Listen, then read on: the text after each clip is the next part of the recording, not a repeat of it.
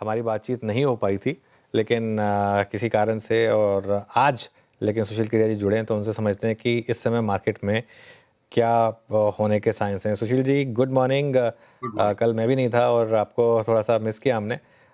Market में आज अच्छी तेज़ी है, करीब करीब 130 पॉइंट की निफ्टी में। क्या एक ये साइन बन रहा है कि ग्लोबल मार्केट में एक जो टैरिफ्स हैं उनके इम्पोजिशन के साथ एक finally event based market bottom बनाए? जो सपोजिटली नेगेटिव इवेंट है उसके बेस पर आज मार्केट ने एक बॉटम बनाया, ये पॉसिबिलिटी है क्या 22,000 के आसपास? ग्लोबल मार्केट्स और निफ्टी, आपने दोनों बातें पूछी है। पीसीआर से मेरा अनुरोध होगा कि मेरी स्क्रीन को तब तक वो शेयर करें। अनुज, नैस्डैक और एसएंडपी जिसपे हमने एक बड़े करेक्शन का कॉल लिया था, कल परसों में हमने अपने क्लाइंट्स को एक रिवीजन भेजी है कि हम वो लंबी मंदी की नैस्डैक और एसएंडपी में कॉल को एक बार के लिए फिलहाल पोस्टपोन कर रहे हैं। संभव है, काफी हद यहाँ संभव है कि नैस्डैक और एसएंडपी जिसपे हम ज्यादा बेरिश थे, वो भी एक मिड करेक्शन दे के खाली रह गए हों और 15% तक का उछाल नैस्डैक और एसएनपी में भी अब यहां से बनना संभव है, जिसकी कंफर्मेशन शायद आज रात को या कल तक होगी। देखिए, वो चार्ट आ गई मेरे स्क्रीन पे, तो जो डाउन ट्रेंड लाइन है ना, हरी वाली लाइन, देखिए ये जब क्रॉसओवर हमें दे देगी, ये आज और भी ऊपर चला गया अगर नैस्डैक यहां से, नैस्डैक में एक बार 23,000 का कॉल ट्रिगर हो सकता है। समय का अभाव इसलिए मैं एसएनपी की चार्ट को नहीं दिखा रहा हूं। सिमिलर टाइप का स्ट्रक्चर एसएनपी में भी है। जिस तरह की पैराबोलिक अपमूव डैक्स में आ गई, मान लीजिए 23,000 से 22,000 की निफ्टी ना, हमको अंदाज भी नहीं लगा, सांस लेने के पहले भड़ाक से आ गया। उसी तरह अगर ये अपवर्ड मेल्टडाउन भी दुनिया के कुछ मार्केट्स में हो रहा है, जैसे डैक्स में हो रहा है, तो यहां से अगर रिबाउंड बनेगा तो वो इतना फास्ट बन सकता है। इसलिए हम बहुत ही सिलेक्टिव हैं कि अगर शॉर्ट करेंगे तो कोई गिने चुने स्टॉक्स को करेंगे। 500 700 पॉइंट 800 पॉइंट निफ्टी का कमाने का मौका छूट गया तो छूट गया, ये स्टांस हमने लिया हुआ है। 30,000 एक ही मिनट में नहीं आएगा। अब एक चार्ट मैं आपको और दिखाना चाहूंगा, जो मेरा अनुरोध बहुत जरूरी है। चाइना जिसको लेके बड़ा कोहराम सबने मचाया हुआ है, वो चार्ट को प्लीज देख लीजिए। ये देखिए आपकी, एक सेकेंड, ये कंपोसाइट बहुत ज्यादा इंडिसेस हो गई है चाइना में। ये देखिए, श- हम हम अगर इसी को ले लेते हैं, टोटल रिटर्न इंडेक्स को, चाइना के अंदर देखिए, मैं आता हूं इस पे, एक मिनट। टोटल रिटर्न इंडेक्स पे मार्किंग अलग है। हाँ, ये रहा कि चाइना में बहुत बड़ी तेजी है। उसके पहले हमें ये समझना पड़ेगा कि ये जो ट्रायंगुलर पैटर्न रन अराउंड कर रहा है चाइना में, इसका एक अपवाद मुझे दिखता है कि 2025 में चाइना 3700 के ऊपर जाए बिना वापस 2500 आए, और उसके बाद 2026 में 5,000, 5,500, 6,000 तक जा सकता है। तो जो चाइना की तेजी से घबराहट है, मुझे लगता है वो घबराहट 2026 के लिए होनी चाहिए, 25 के लिए नहीं होनी चाहिए।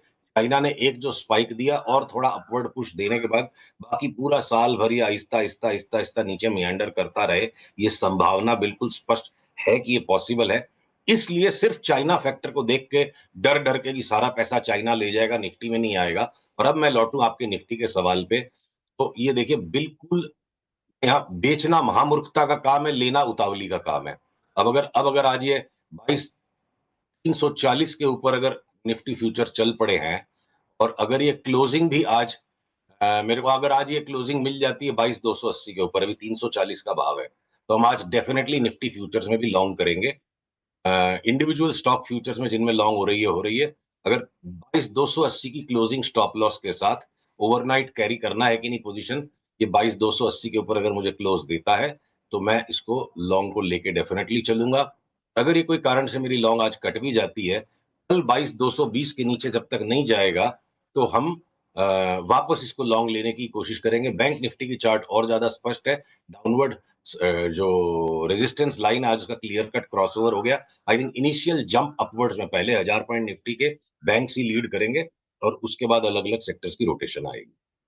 बैंक्स बैंक्स लीड करेंगे आपने कहा, लेकिन सिंस आपने नैस्डैक में 15% रैली की बात की, आज क्या आईटी में एक फ्रेश रैली की शुरुआत माने, या फिर क्योंकि सबसे ज्यादा बीट एंड डाउन स्पेस थी, आज निफ्टी आईटी देखिए आप लीड कर रहा है क्लियरली, और सारे आईटी के जो बीट एंड डाउन स्टॉक्स हैं उनमें एक अच्छा मोमेंटम आ रहा है, तो इसको किस तरीके से मानेंगे आप?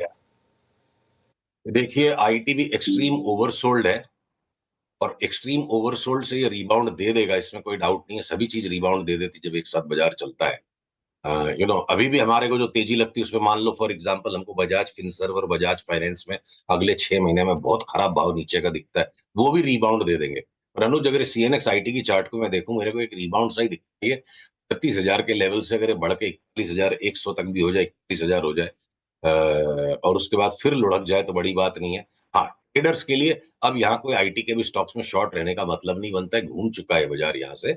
और एक बार इसमें 2,500 3,000 पॉइंट तक की रैली संभव दिखती है, उससे ज्यादा का विजन मैं अपनी चार्ट्स पे अभी ले नहीं पा रहा हूँ। सिंस आईटी अभी बैंक भी मुझे लगता है अंडर परफॉर्मर सेक्टर होगा, जो निफ्टी बाकी बाजार के साथ रिबाउंड देगा, पर बड़े आउट परफॉर्मेंस दूसरे सेक्टर्स में है। बैंक निफ्टी की बात करते हैं, सिंस आपने एक सिर्फ एक कर्सरी तौर पर कहा कि जो अगली निफ्टी की पहली 1,000 पॉइंट की रैली है उसको बैंक निफ्टी लीड करेगा, तो अगर निफ्टी में 1,000 पॉइंट की रैली हुई तो बैंक निफ्टी कहां तक जाएगा फिर? बैंक निफ्टी देखिए सीधी सीधी बात है, 2,500 पॉइंट तो बैंक निफ्टी का धर्म बनता है बढ़ना। और मैं आपको लेवल दे दूं, बैंक निफ्टी के फ्यूचर्स पे चलते हैं हम। एक मिनट। हाँ, देखिए फ्यूचर्स आ गए स्क्रीन पे मेरे। बैंक निफ्टी फ्यूचर्स के अंदर में इवेंचुअली देखिए अनुज, तक ये 27,000 की निफ्टी आएगी, जो आपका कॉल था 26,000 पे हम सारे अटक गए कि 27,000 आ जाएगा। ठीक है, हम लोग चार्ट के हिसाब से बेच गए थे कि वापस जो 27,000 की निफ्टी आते आते 56,000 की बैंक निफ्टी हो जाएगी। और फिलहाल के लिए अगर ये ब्रेकआउट दे देता है, इसका अगला रेजिस्टेंस 50,000 है और उसके बाद वाला रेजिस्टेंस 50,600, अगला रेजिस्टेंस उसके बाद 52,400, उसके बाद 56,000। हम ये 3 लेवल्स पे से काम कर रहे हैं, बीच बीच में अपने स्टॉप लॉसेस को संभालना पड़ेगा। स्टॉप लॉस लगेंगे भी तो हम शॉर्ट नहीं करेंगे, वापस से री एंट्री करेंगे लॉन्ग में। Okay, stock specific Sushil ji, यहाँ पर क्या क्या है आपके पिटारे में आज, कहाँ कहाँ पर आपको बाय या सेल आइडियाज दिख रहे हैं? जैसा कि अपनी बात हुई, इवन अगर आईटी के स्टॉक्स भी बड़ा रिबाउंड दे जाएंगे, 8-9% अगर इंडेक्स बढ़ जाएगी, तो लार्ज वाले स्टॉक्स 12-13% बढ़ सकते हैं।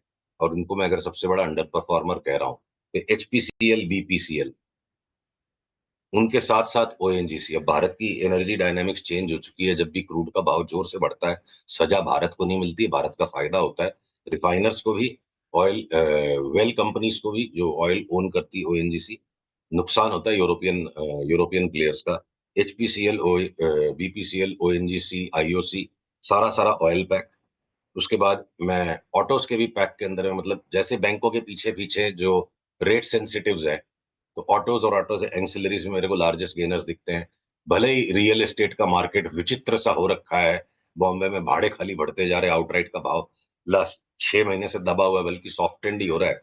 सारी की सारी रियल एस्टेट कंपनीज मेरे को लगता है डबल से 2.5 हो जाए। और अब इतनी ज्यादा करेक्शन डीपली हो चुकी है कि लॉन्ग रन में अगर हम सन फार्मा और डॉक्टर रेड्डीज में कोई मेगा रिटर्न्स नहीं देख रहे हैं, या हिंदुस्तान लीवर ने लास्ट 5 साल में रिटर्न नहीं दी, तो ये हिंदुस्तान लीवर भी यहाँ से 40-50% उछल जाएगा। और सन फार्मा और डॉक्टर रेड्डी जैसे स्टॉक्स भी 25% बढ़ सकते हैं। तो आईटी लास्ट चॉइस है। उसके अलावा अब तो पूरा बाजार ही इतना करेक्टेड हो चुका है कि अनुस टाइम टू टाइम हर एक चीज पे बाई आएंगे। इंडसइंड बैंक की चार्ट में अगर लॉन्ग टर्म नरमी दिखती है, और लॉन्ग टर्म नरमी में भी ये 25% बढ़ जाए, और स्टेट बैंक ऑफ इंडिया भी साथ साथ 25 बढ़े, और 25% बढ़ने के बाद स्टेट बैंक ऑफ इंडिया में कॉल आ जाए कि और 20% बढ़ेगा, तो टुकड़े टुकड़े में बाजार को देखना पड़ेगा। एक बार यहाँ से बाजार को घूम करके ऊपर का रुख पकड़ने देते हैं, अपट्रेंड को इन प्लेस आने देते हैं, और उसके बाद नेक्स्ट सप्ताह थोड़ा और डिटेल में दिमाग लगाएंगे कि किस चीज में बेहतरीन मूवमेंट नजर आ रही है। ओके। अच्छा सुशील जी, ये 2-3 स्टॉक्स जिन्होंने इस पूरे कोलैप्स होते हुए बाजार में अपनी स्ट्रेंथ को बहुत अच्छी तरीके से कायम रखा था, उसमें थी कुछ NBFCs, Bajaj Finance, Bajaj Finserv, Chola. यहाँ पे आपका टेक क्या है इस वक्त? दोनों बजाज स्टॉक्स अगले कुछ दिनों में 4-5% का रीबाउंड आने पर, अगर हमें शॉर्ट सेल सिग्नल मिलेंगे तो हम उनको बेचेंगे। इनमें अभी बहुत गहरा करेक्शन बाकी है, जो करेक्शन में इन्होंने हिस्सा ही नहीं लिया। मतलब बजाज अगर लोन देने का बिजनेस कर रहा है तो उसमें कोई खास बात हो गई ऐसा नहीं है। ठीक है, इंडेक्स के डाउनसाइड को दोनों ने डैम्पेन किया था, स्टैटिस्टिकल ट्रेड है। 2-4 दिन की निफ्टी की रैली में अगर इन दोनों को थोड़ी सी रिबाउंड रिलीफ मिलती है तो हम उसके बाद शॉर्ट सेलिंग के लिए वेट करेंगे। और श्रीराम फाइनेंस में थोड़ी सी जगह है अभी और ऊपर, बहुत स्मूथ मूवमेंट नहीं है। फाइनेंशियल्स में जो नाम हमें बहुत पसंद है, सीडीएसएल, सीधे सीधे डिलीवरी उठाओ, 40-50% की चाल के लिए खेलेंगे। ब्रोकिंग के स्टॉक्स 30 से 40% की चाल के लिए हम खेलेंगे। इंश्योरेंस के स्टॉक्स वहां स्मूथ स्ट्रेट फॉरवर्ड चाल है। एनबीएफसी में माजरा थोड़ा सा मिक्स्ड अप है। गोल्ड फाइनेंस कंपनीज में हो सकता है बड़ा धक्का भी लग जाए, तो हम थोड़ा एनबीएफसी से परहेज रखेंगे। पैसे और दिमाग लिमिटेड ही है। Small finance banks, public sector banks, Bob, PNB, SBI और कुछ छोटे वाले प्राइवेट सेक्टर बैंक्स, तो एनबीएफसी की चार्ट्स में भी वो मजा नहीं है, बहुत स्पष्टता नहीं है, पैसे और दिमाग भी लिमिटेड है, तो हम एनबीएफसी को थोड़ा अवॉइड में रख रहे हैं। और मौके पे हम टाइम टू टाइम हेजिंग के लिए या डाउनसाइड कैप्चर करने के लिए जो आया ही नहीं है, हम बजाज ट्विंस को शॉर्ट सेल कैटेगरी में रखेंगे, लॉन्ग पार्टिसिपेशन नहीं करेंगे। ओके, ठीक है, चलिए अब यहाँ पे हो गई बात B2 की। अच्छा, एक चीज़ और देखिएगा सुशील जी, सिंस आप ग्लोबल मार्केट्स के सेटअप को, चाइनीज़ मार्केट को थोड़ा सा यहाँ पे एक्सप्लेन भी कर रहे थे, ये निफ्टी मेटल इंडेक्स जो है वो करीब करीब 8494 पे, और बीते मेरे ख्याल से मिड जैन से लेकर 3-4 बार इसने इसी जोन को टेस्ट किया। एक दो स्टॉक्स मेटल से बहुत अच्छा कर रहे थे, फॉर इंस्टेंस सिंटाल्को। मेटल में क्या कर रहे हैं आप इस वक्त? मेटल में हम बहुत बड़ी तेजी का इंतजार कर रहे हैं। देखो, अगर आपने निफ्टी मेटल इंडेक्स का ही नाम लिया है तो पीसीआर अगर ये चार्ट दिखा पाता है तो मैं आपको चार्ट के सहारे दिखाऊं। हम इसको न्यू हाई में भी जाता हुआ देखेंगे और सिग्निफिकेंटली हायर हाई बनेगा इस पे। मेटल्स में अब एक साथ सारे स्टॉक्स के पार्टिसिपेट करने का टाइम आ जाएगा। बेस मेटल्स और आयरन एंड स्टील दोनों का। मुझे संयम रखने वाले के लिए लास्ट क्वार्टर ऑफ 2025 तक में अगर 8,500 वाली निफ्टी मेटल इंडेक्स 11,500 हो जाती तो कोई बड़ी बात नहीं लगती। ये हमारा एक्सपेक्टेड पाथ ऑफ मूवमेंट है। ब्रेकआउट अभी तक आया नहीं है। जिंदल स्टेनलेस, जेएसडब्ल्यू एनर्जी, ये हमारी स्टील में टॉप पिक्स होंगी अपार्ट फ्रॉम सेल। सेल हमें लगता है 3 बैगर हो जाएगा। एनएमडीसी स्टील 3 बैगर हो जाएगा। मैं देखिए, एक चीज बहुत जरूरी है, हम जो टेक्निकल बेसिस पर काम करते हैं और बहुत सारी रिटेल पब्लिक अगर ये सोचती है कि हमने इनको लेके ही हम बैठ गए, ये हमारी तैयारी की जब बाई आएगा तब हम लेंगे। तो लोगों से अनुरोध है, जब प्रॉपर बाई सिग्नल आएगा और हम उसका अपडेट करेंगे तब लेना है। लेने की तैयारी और सौदा करके बैठ गए अलग बात है। तो चूंकि वहां पे इतनी बड़ी अपसाइड मूव हमें दिखती है, इसलिए हमने लास्ट के 700-800 पॉइंट में शॉर्ट पार्टिसिपेशन नहीं किया है। तो ये भी ओके, चलिए। सिग्नल्स को देखने के बाद इनको लिया जाएगा। सारे स्टील के स्टॉक्स, तो छोटे वाले फेवरेट, छोटे वाले एल्यूमिनियम के स्टॉक, आपके सांडूर मैंगनीज हो गया या एमओआईएल हो गया, ये मैंगनीज वाले स्टॉक्स मेरे को लगता है मेटल्स के स्टॉक में मतलब अंधाधुंध पैसा बनेगा 2025 में। ओके, चलिए आखिरी सवाल, कोई रॉकेट कॉल है इस समय कोई स्टॉक्स पर, क्योंकि इतने बीटन डाउन स्टॉक्स हैं? एक अनुरोध है अनुज, इतने सारे रॉकेट्स हम आपके साथ शेयर करेंगे अगले 2 से 3 महीने में।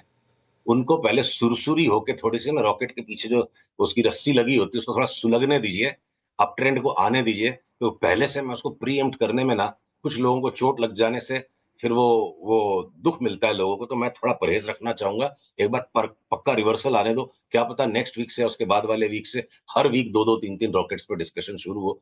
इतना दब गया है बाजार, सब कुछ इतना पिट चुका है, एकदम से एक नई फ्रेश मूव जब आएगी उसके बाद शुरू को होने दीजिए। अगले मंगलवार से हम हो सकता है रॉकेट पे रॉकेट ही बात करेंगे।